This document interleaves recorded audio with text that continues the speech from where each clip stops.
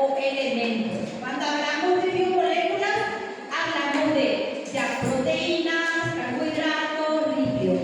Cuando hablamos de elementos, hablamos por separado: calcio, sodio, potasio, magnesio, fósforo, ¿verdad? Que siempre ustedes están escuchando que se da como suplemento, ¿verdad? Todo lo que es fósforo, magnesio, hierro, es todo neurológico, ¿verdad? Para el conocimiento, para la concentración, ¿sí? Jones serían los elementos primarios, que son los que forman las proteínas, los carbohidratos, los lípidos y las proteínas. Los elementos que nosotros dosamos de forma separada, como por ejemplo hablamos del sodio, el potasio, el calcio, el cloro, el magnesio, tienen otro tipo de funciones y dosamos de forma independiente, porque cada uno de esos tiene, ¿verdad?, valores normales en forma, cuando hay un buen funcionamiento en el organismo. Entonces, cuando hay desequilibrios, relacionamos a diferentes tipos de situaciones, ¿verdad? Si yo estoy, por ejemplo, con un problema óseo, automáticamente necesito saber la cantidad de calcio, ¿verdad? Si yo estoy con un problema de anemia, entonces, ¿qué es lo que interesa ahí? El hierro, ¿verdad? Si tenemos alguna dificultad, por decirles, no me estoy concentrando, ahí voy a tomar qué cosa, o qué voy a solicitar, magnesio o fósforo, ¿verdad? Porque ayuda a que pueda haber una buena sinapsis, ¿verdad? Una buena respuesta, magnesio, fósforo, sí. Entonces, cada uno de estos elementos, ¿qué es lo que nosotros vamos a estudiar en la bioquímica que damos acá para medicina, ¿verdad? Hay un montón de elementos en la tabla periódica, pero solo algunos son importantes. ¿Por qué? Porque forman parte de la composición de nuestro organismo. El zinc también, ¿verdad? Tenemos el nitrógeno. El nitrógeno, ¿cómo nosotros medimos el nitrógeno? Mediante la urea, ¿verdad? El nitrógeno es el elemento esencial para la formación de las proteínas. Los compuestos nitrogenados son los que provienen de la degradación de las proteínas. Entonces, esa degradación de proteínas debe ser filtrada a través de los riñones. ¿Y qué es lo que se forma? La urea y la creatinina y el ácido úrico, que son los tres productos de desecho que provienen de la degradación de las proteínas y que indican el funcionamiento de los riñones. Si yo tengo una urea alta, una creatinina alta, me indica que está funcionando mal mi riñón. Si yo tengo una creatinina, por ejemplo, mayor a 13 gramos por decilitro, quiere decir que yo estoy necesitando ya una diálisis. El valor de la creatinina es lo que me va de decir que yo tengo que hacer una diálisis al paciente.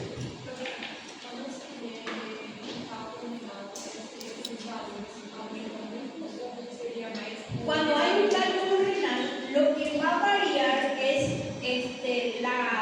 probablemente sea su cantidad de diuresis. Vas a perder sangre por la orina, vas a tener dolor, vas a tener inflamación de los riñones. Pero no es que cuando no es así, más para ahí va el cálculo renal. No a que disminuya el funcionamiento de los riñones, sino que lo desagradable es la parte dolorosa, la parte que se va perdiendo sangre, ¿verdad? Que la persona se va está poniendo anémica. Esas son las complicaciones. Ya cuando tenemos urea alta y creatinina alta, ya es porque no funciona para nada la glutamina. Pero casi no se llega a eso, casi siempre, ¿verdad? Por los dolores no se llega a eso.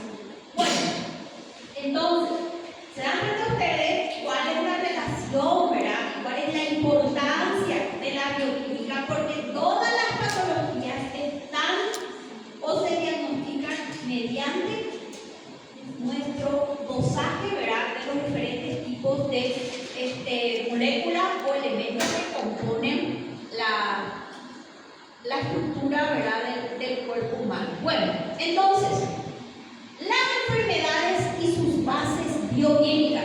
Van a ver que todas las enfermedades tienen base bioquímica. Fíjense, principales causas de enfermedades. Agente físico. Siempre lo que es físico, ¿verdad? Cuando hablamos de agente físico, es lo que nos rodea, es el medio en donde nos desenvolvemos, ¿verdad? Por ejemplo, traumatismo mecánico, ¿verdad?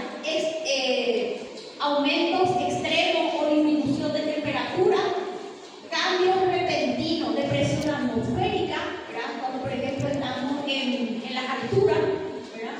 Y también nos dificulta el respirar, descargas eléctricas. Entonces, todo eso ya puede ocasionar una enfermedad. Después tenemos agentes químicos, incluso fármacos. Todos los fármacos, ¿verdad? Son tóxicos. La proporción, la cantidad y los días que se consume ese medicamento es lo que va a hacer, ¿verdad? O va a estar entre los rangos que corresponderían a su uso. Pero ¿qué pasa si yo doy mucho tiempo un medicamento, ¿verdad? Sí o sí, los medicamentos producen efectos adversos, efectos secundarios. Entonces, eso también produce una patología. ¿Qué pasa si yo le doy, por ejemplo, paracetamol a un paciente una semana? Le destrozo el hígado, ¿verdad? Así de sencillo es. Entonces, siempre los medicamentos se controlan, ¿verdad? Dependiendo también de qué efecto colateral va a tener. A veces se deja de usar, ¿por qué? Porque el efecto colateral es más severo de lo que yo le estoy dando para curar, ¿verdad? A eso se refiere. Entonces tenemos fármacos terapéuticos, dice. Hay fármacos que con el tiempo van creando algún tipo de toxicidad, ¿verdad? Como por ejemplo los medicamentos controlados. Hay que disminuir la dosis, ¿verdad? Cuando se aumenta la dosis ya sabemos que puede ocurrir un riesgo hepático, ¿verdad? Eso ahí se va a controlar. Bueno, después tenemos agentes biológicos. Los agentes biológicos son ya virus, bacterias, hongos, formas superiores de parásitos. Acá ya se refiere a los diferentes tipos de parásitos, ¿verdad? Parásitos que pueden ser los gusanos, los vermitos, las yardias, ¿verdad? Todo tipo de parásitos que nosotros podemos contagiarnos. Después tenemos falta de oxígeno, ¿verdad? La pérdida del aporte sanguíneo. En este caso, cuando nosotros tenemos pérdida de aporte sanguíneo, en caso de traumatismo, de hemorragias, cuando hay una situación en donde hay que reponer volemia, volumen de sangre, porque a veces no es el problema la hemoglobina, sino que es volemia, cuando se está perdiendo la sangre. Disminución de la capacidad transportadora de oxígeno en la sangre. ¿Cuándo? ¿Por qué les parece a ustedes cuando hay un problema? ¿Por qué se hace la diálisis? A ver si alguien me puede decir. ¿Qué hace la diálisis? Filtra, ¿verdad? ¿Y qué es lo que filtra? La urea y la creatinina, ¿verdad? Entonces, acá tenemos, dice, ¿qué pasa si la sangre tiene mucha urea o tiene mucha creatinina? Hay poca captación de oxígeno. Entonces, si hay poco oxígeno, ¿qué pasa en el cerebro? Hay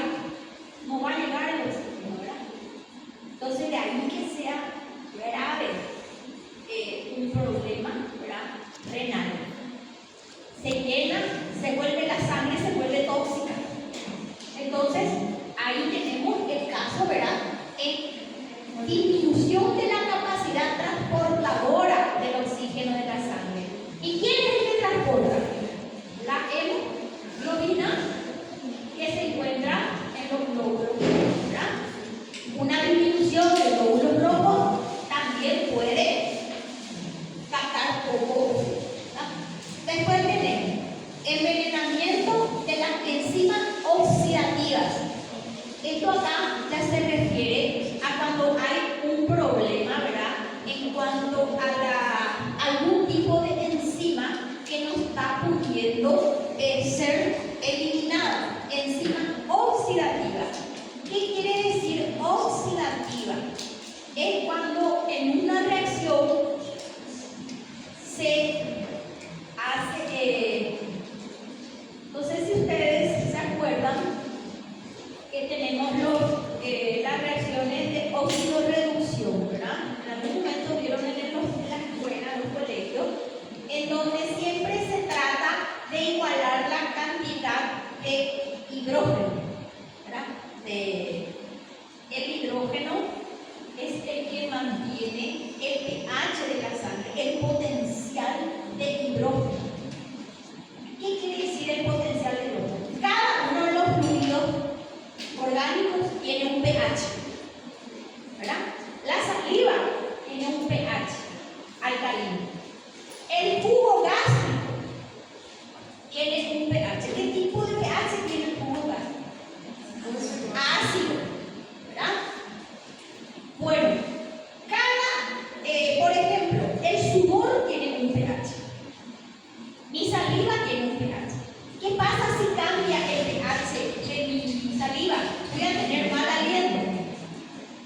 Hay un desequilibrio de todo el medio que se encuentra en mi vida, ¿verdad? ¿Qué pasa si cambia el pH de la sangre? Es terrible, intoxica, exactamente. Entonces a eso se refiere. En el organismo tiene que haber un control del potencial de hidrógeno, que es lo que mantiene el equilibrio para que se mantenga la presión arterial.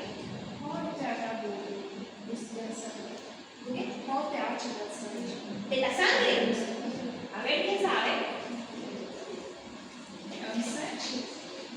¿Cuál es el pH de la sangre? Siempre es el tema de sangre. A ver, ¿es ácido o es alcalino? Alcalino, excelente, estamos bien.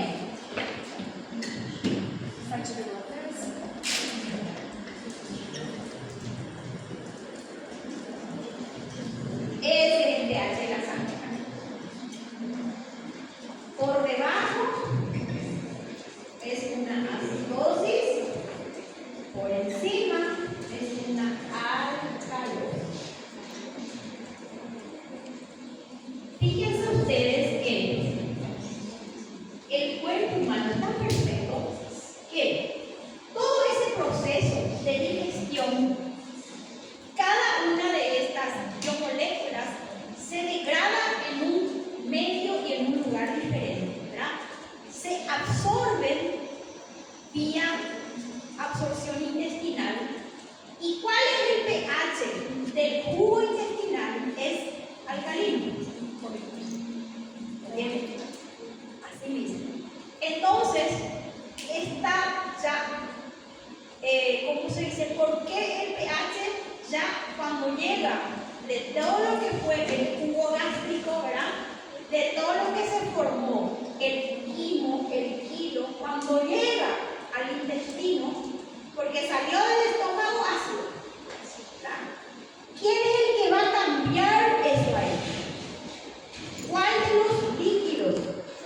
El jugo pancreático es el que va a hacer que ese pH alcalino del kilo cambie al quimo y es el que va, ¿verdad?, a irse al intestino. Y cuando llega al intestino, tiene que tener el pH óptimo, que es el alcalino, para que pueda ser absorbido.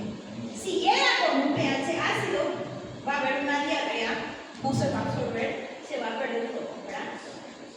Por eso ahí también el uso de los antibióticos está muy controlado y prohibido hoy día. Porque ¿qué pasa? Se cambia toda la microbiota intestinal y se cambia el pH del medio. Entonces, durante ese periodo de utilización de antibióticos, no hay absorción de nutrientes. ¿Entienden? Tampoco hay síntesis de vitamina K. La principal vitamina K que se utiliza el organismo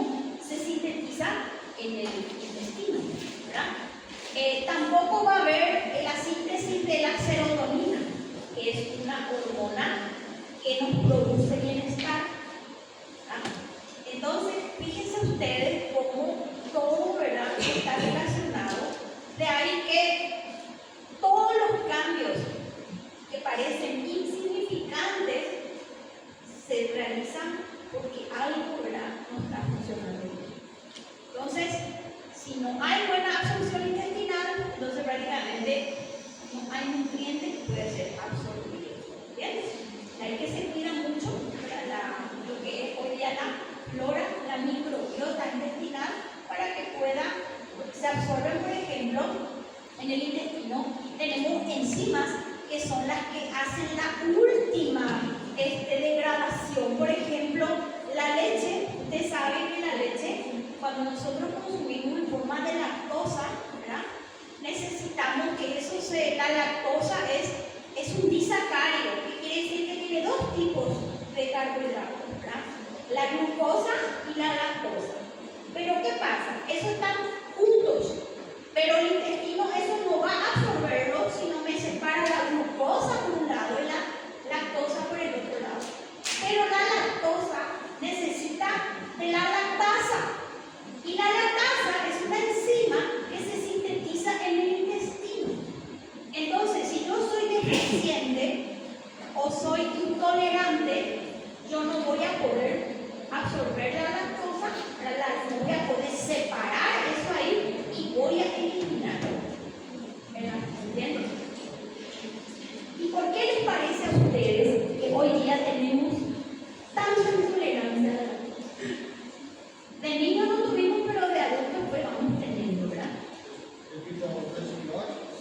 Antibióticos y también al uso de muchos productos químicos en los alimentos. Y eso va haciendo que cosas nos va volviendo todo, ¿verdad?, incapaces de generar enzimas normales. Entonces, esas son las enfermedades nuevas que vamos a tener, ¿verdad? Todo el mundo es intolerante a la lactosa. Díganme si no es porque nuestra microbiota, ¿verdad?, está muy alterada y ya enzimas necesarias para ese tipo de reacciones ya no ocurren, por lo tanto ya vamos a eliminarlo, ¿verdad?, sin que lo vamos a absorber. Bueno, después tenemos trastornos genéticos, que ya saben, ¿verdad?, que eso se transmite a través de nuestro ADN, ¿verdad?, nuestro ácido nucleico. Reacciones inmunitarias. ¿Qué son las reacciones inmunitarias? Las reacciones inmunitarias ya son, ¿qué cosa? La respuesta ante una determinada patología, ¿verdad? Es cuando el cuerpo desconoce de repente su propia célula, ¿verdad? Cuando tenemos enfermedades autoinmunes, tenemos que en las reacciones inmunitarias nosotros vamos generando o formando ¿qué cosa? Los anticuerpos, las inmunoglobulinas, ¿verdad? IgG, IgM, IgA, que son los que nosotros usamos en bioquímica para determinar si una patología está empezando, si el paciente está en ese momento en un periodo latente o si está con una memoria, ¿verdad?, que es lo que ya se queda, los anticuerpos.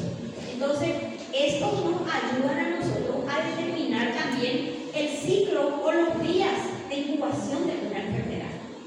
Los primeros días de una enfermedad, por ejemplo, si yo ayer empecé a tener fiebre y estoy con probabilidad de dengue, ¿verdad?, entonces lo que se va a buscar es el antígeno. ¿Qué es el antígeno? La proteína del virus, ¿verdad? Pero ¿qué pasa cuando pasamos 5 días, 6 días, 7 días? ¿Qué hace ya el cuerpo? Genera los anticuerpos. Y ahí yo ya voy a buscar anticuerpos. Entonces, si yo encuentro anticuerpos IgG, IgM, es porque ya es un periodo largo de esa enfermedad. Ya empezó hace 8 días, 10 días. ¿Me entienden? Entonces,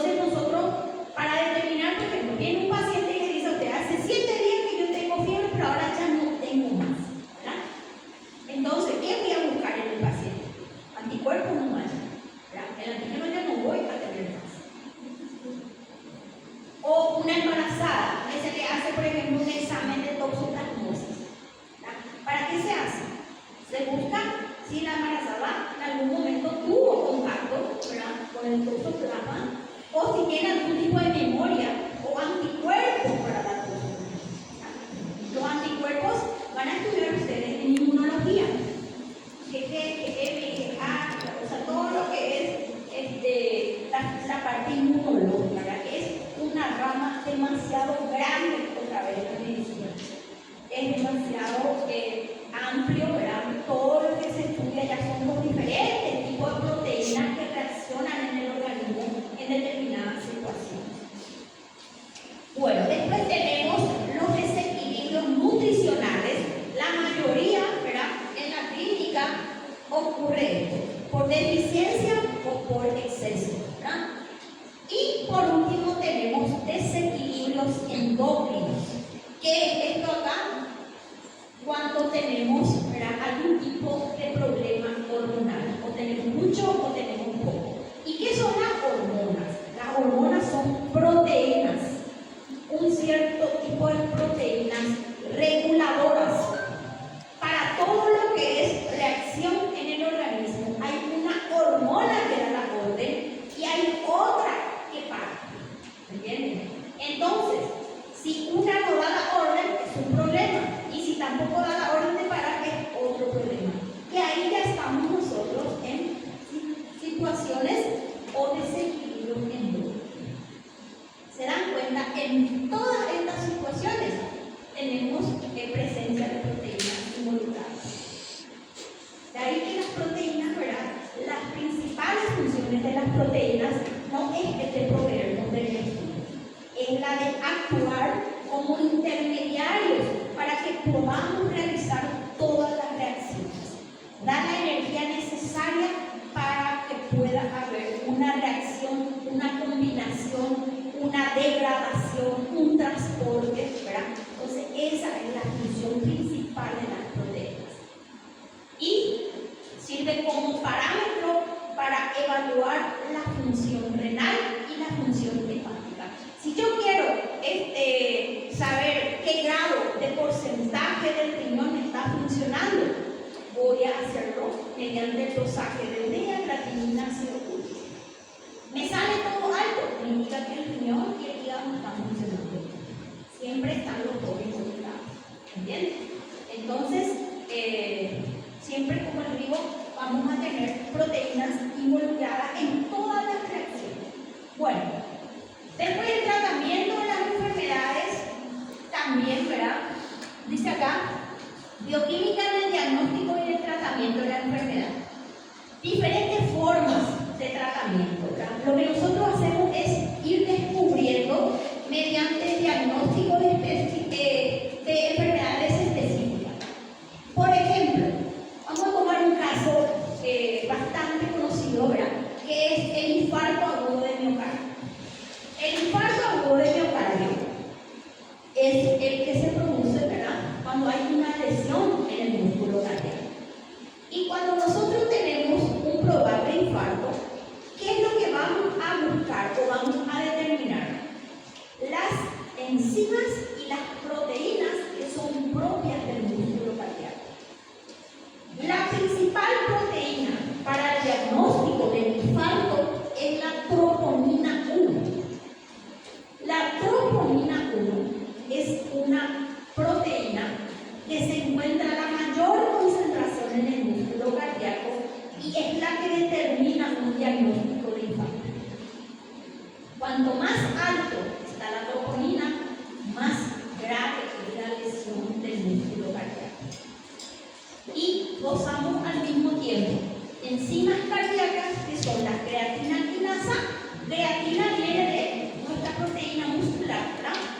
Y de la creatina quinasa CKMB, que vamos a estudiarlo también de una forma independiente. En CK total, que es CK total, CKMB y troponina. Con esos tres yo ya hago un diagnóstico de infarto. Y es rápido, ¿verdad?, es barato. Claro que después nosotros vamos a hacer un electro, hacer un eco, todo. Pero la primera atención recae sobre eso. Si sale todo normal, entonces no es un infarto.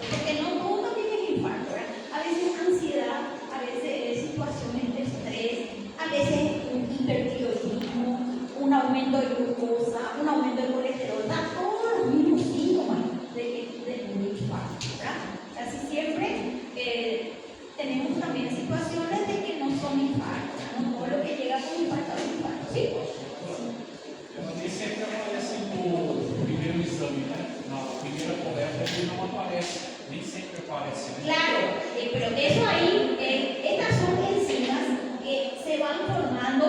¿Y qué son las enzimas? Son proteínas. Entonces, cuanto más grande o más pesada es mi proteína, más tiempo tarda en aumentar. Y en un infarto, por ejemplo, ¿verdad? Lo primero que se ve es la troponina. Ese aparece enseguida. Pero la acetato-tal-C empieza a aparecer después de las 4 a 5 horas del daño, ¿verdad? O del dolor o de lo que sea. Pero si yo tengo un paciente que tiene un probable infarto, le hago su estudio y me sale normal, tengo que observarle 24 horas, yo no le puedo largar. Muchas veces se le larga, se va a infartar y muere por el camino, ¿verdad? ¿Por qué? Porque esto hay, como les digo, esto es algo que aumenta. En mí puede aumentar rápido, en vos puede aumentar lento. Porque, ¿qué es lo que nos hace a todos diferentes? A ver si me pueden decir. Entre las proteínas, los carbohidratos, los lípidos, quitando ácidos nucleicos que son también en una parte de proteína, ¿verdad? A ver, díganme. ¿Qué hace que todos seamos diferentes? ¿Cuál de las moléculas nos hace diferentes a todos? Ácidos. Sí, quitando DNA que sabemos que es único para cada uno, ¿verdad? Las proteínas. Las proteínas nosotros generamos y eso es lo que nos hace diferentes. Por eso yo tengo un grupo sanguíneo A positivo, ella tiene O negativo, B positivo. ¿Por qué? Porque cada una de estas proteínas se forma dependiendo del tipo, cantidad de aminoácidos que yo tenga. Si yo me alimento mal, mis proteínas van a ser deficientes, ¿verdad? Una persona que come muchas frutas, muchas verduras, duerme bien, hace una vida saludable, aumenta la inmunidad. Una persona que es depresiva, que come carne, que come grasa, que toma cerveza, que toma alcohol, que todo lo que es rico, ¿verdad? Va a bajar la inmunidad. ¿Entiendes? ¿Qué pasa cuando estamos muy cansados? Cualquier enfermedad nos agarra, ¿verdad? ¿Por qué? Porque estamos nosotros también con ese problema de proteínas. ¿Entiendes? Entonces, para que vean nomás, nuestras proteínas son diferentes. Yo puedo tener la inmunidad baja, me agarra un COVID, estoy con ella un día, a ella no le agarra, porque está con la inmunidad. La proteína es diferente. Ahora, el colesterol es el mismo, la misma estructura para todos nosotros, va a variar el valor. Los carbohidratos, el azúcar es el mismo para todos. Las proteínas, ahí ya estamos hablando, es única. Cada uno es capaz de generar su propia proteína y la diversidad de proteínas es única. ¿Entiendes? Entonces, ahí está.